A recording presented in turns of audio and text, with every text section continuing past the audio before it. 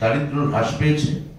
বিহারে বহুমাত্রিক দারিদ্র সূচকের নিচে বসবাসকারী মানুষের হার, মাল্টিডাইমেনশনাল পভার্টি ইন্ডেক্স, তার হার এই মুহূর্তে বিহারে 34%, উত্তরপ্রদেশে 23%, মধ্যপ্রদেশে 21%, আসামে 19%, বাংলায় 12%। তাহলে মোদির জমানায় দেখা যাচ্ছে যে 25 বছরের কম বয়সের মধ্যে গোটা ভারতবর্ষে 10 জন গ্রাজুয়েট, স্নাতক, তার মধ্যে 4 জন বেকার। আর আমাদের এখানে অক্টোবর 2023-এর অক্টোবর ডিসেম্বর এই 3 মাসে বেকারত্বের হার গোটা ভারতে যেখানে 9%, বাংলায় 6%। বাংলায় এর মধ্যে 2 কোটি মানুষের কর্মসংস্থান আমরা করতে পেরেছি। তাহলে নারীর ক্ষমতায়ন নিয়ে শুধু ফাঁকা বুলি পড়ে গেছে, বড় বড় কথা বলে গেছেন। বেটি বাঁচাও ফান্ডের শুধুমাত্র 80% চলে গেছে খালি বিজ্ঞাপনী প্রসাধনীতে, মুখ ঢেকে যায় বিজ্ঞাপনে, কাজের কাজ কিচ্ছু হয়নি। আর আমাদের এখানে আমাদের রাজ্যে 2 কোটির বেশি মহিলা এই মুহূর্তে লক্ষ্মীর ভান্ডার পাচ্ছেন, কন্যাশ্রী স্কলারশিপ পাচ্ছেন 87 লক্ষ মেয়ে। বাংলা থেকে তুলে নিয়ে গেছেন কেন্দ্রীয় সরকার এখন পর্যন্ত 4.60 লক্ষ কোটি টাকা, অথচ ওই 1.6 লক্ষ কোটি টাকার ন্যায্য বকেয়া তিনি আমাদের দিচ্ছেন না। 59 লক্ষ 100 দিনের কর্মীদের টাকা দিচ্ছেন না। 11 লক্ষ আবাস যোজনা সুবিধাভোগীদের টাকা তিনি দিচ্ছেন না।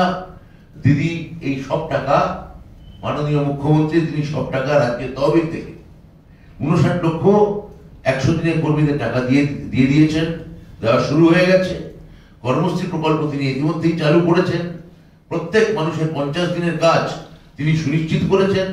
গ্রামীণ এলাকায় ওই আবাস যোজনায় 43 লক্ষ বাড়ি আমাদের রাজ্য সরকারের টাকায় তৈরি হয়েছে এবং কেন্দ্রীয় সরকারের থেকে বকেয়া টাকা একটি ফুটো করিও আসেনি। মাননীয় অর্থমন্ত্রী, আমাদের সিনিয়র লিডার, মহিলা সভাপতি শ্রীমতী চন্দ্রিমা ভট্টাচার্য, আমরা যে কারণে আপনাদের আজকে এখানে ডেকেছি তার মূল যদি কথাটা বলতে হয় তাহলে দেখা যাচ্ছে যে অভিষেক ব্যানার্জি একটা ওপেন চ্যালেঞ্জ দিয়েছিলেন। এখন 76 ঘন্টা পার হয়ে গেল, ভারতীয় জনতা পার্টি তার কোনো উত্তর দেয়নি।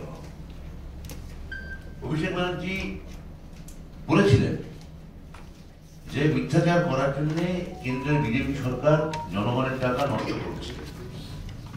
আমি অভিষেক বন্দ্যোপাধ্যায় বিজেপি নেতৃত্বকে আমার সঙ্গে মুখোমুখি তর্কে বসার চ্যালেঞ্জ জানাচ্ছি। পাশাপাশি 2021 সালে রাজ্যের বিধানসভা পরাজয়ের পর থেকে আবাস যোজনা এবং 100 দিনের কাজের মতো প্রকল্পগুলিতে যদি কেন্দ্র 1 পয়সা বরাদ্দ করে থাকে তাহলে তার শ্বেতপত্র প্রকাশ করার চ্যালেঞ্জ জানাচ্ছি।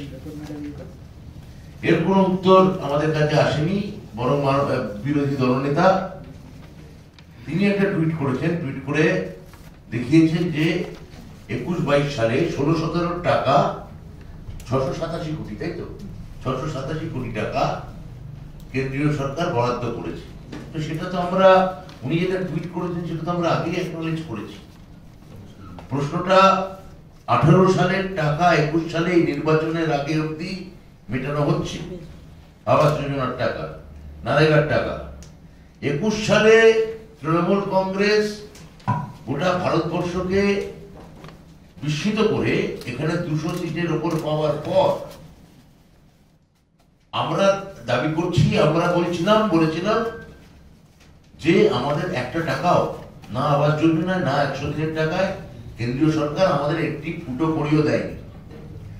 75 ঘন্টা আগে 76 ঘন্টা আগে অভিষেক বন্দ্যোপাধ্যায় আমাদের সর্বভারতীয় সম্পাদক মাননীয় সাংসদ তিনি একটা চ্যালেঞ্জ করেছিলেন যে কোনো লোক আপনাদের এসে আমার সঙ্গে ডিবেট করতে পারেন, যে কোনো উচ্চ পদস্থ কোনো নেতা যদি কেন্দ্রের কোনো আমলা আসতে পারে এসে তর্ক করতে পারেন। আগামীকাল উনি বালুরঘাটে যাচ্ছেন জনগর্জন সভা করতে, তা ওখানে বিজেপি রাজ্য সভাপতি তিনি বালুরঘাটে একবার জিতেছেন, দ্বিতীয়বারের ক্যান্ডিডেট, তিনি জায়গা ঠিক করুন বালুরঘাটে, সেখানেই অভিষেক বন্দ্যোপাধ্যায় যাবেন, গিয়ে এটা প্রমাণ করবেন যে আমরা একটা টাকাও আমরা পাইনি। কিন্তু বিজেপি এখন এই চ্যালেঞ্জ কি নেবে?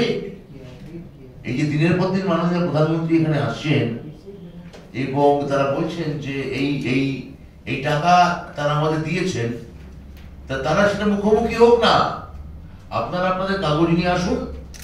আমরা, অভিষেক বন্দ্যোপাধ্যায় বলছেন, আমরা আমাদের কাগজ নিয়ে বসবো, আপনি শ্বেতপত্র প্রকাশ করুন, আমরাও শ্বেতপত্র প্রকাশ করছি, তাহলে সামনাসামনি হয়ে যাবে আমাদের টাকা দিয়েছে কি দেয়নি।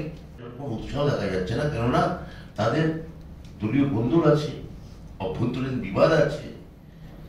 প্রথম তালিকা দেখা যাচ্ছে তারা বার করেছিলেন 2রা মার্চ, তারপর দ্বিতীয় তালিকা বার করলেন 13ই মার্চ, আজকে 17ই মার্চ, গতকাল ইলেকশন নোটিফিকেশন হয়ে গেছে। আর বাকি প্রার্থীদের নাম, তোমাদের নাম নাই,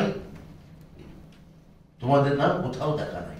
কেন নাম প্রকাশ করতে এত বিলম্ব হচ্ছে? কেন তমলুকে সিট নিয়ে গাইয়া হচ্ছে? কি দাঁড়াবে ফাইনালি? হ্যাঁ, না দমদমে, নাকি উত্তর কলকাতায়? এইগুলো আপনাদের অভ্যন্তরীণ ব্যাপার। আপনারা বলেছিলেন যে আপনাদের 42 তালিকা প্রার্থী রেডি আছে, ভোটের নোটিফিকেশন হবে কি আমি সঙ্গে সঙ্গে বার করে দেবো। তা প্রার্থীদের নাম দিন, আমাদের সঙ্গে ভোটে লড়তে আসুন, নির্বাচনে সব ঠিক হয়ে যাক। দেখা যাচ্ছে নাই, তোমার দেখা নাই। এটাই আমাদের কথা। আর একটা কথা আমি খুব পরিষ্কার করে বলতে চাই, চন্দ্রিমাদি বলবেন, সেটা হচ্ছে যে মানুষ কার উপর বিশ্বাস করবে, মানুষ কাকে বিশ্বাস করবে? মাননীয় প্রধানমন্ত্রী তার গলা সর্বত্র গণমাধ্যমে বাজছে মোদির গ্যারান্টি, মোদিজি কা গ্যারান্টি।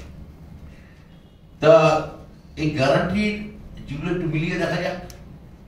মাননীয় প্রধানমন্ত্রী বলেছিলেন যে 2022 সালের মধ্যে কৃষকদের আয় আমি দ্বিগুণ করে দেবো। 20 সালে এটা উনি বলেছিলেন, উনি ব্যর্থ হয়েছেন। উনি এখন আপাতত, যেটা কৃষক বিদ্রোহের পর দিল্লিতে আবার নতুন করে কৃষক বিদ্রোহ শুরু হয়েছে, তো তখন হিসেব করে দেখা যাচ্ছে যে 2028 সালে এটা ওই কৃষকদের আয় দ্বিগুণ হতে পারে। প্রত্যেক দিন দেশে এখনো উত্তর ভারতে 30 জন করে কৃষক আত্মহত্যা করছে। আর দিদি তিনি এসব বলেননি,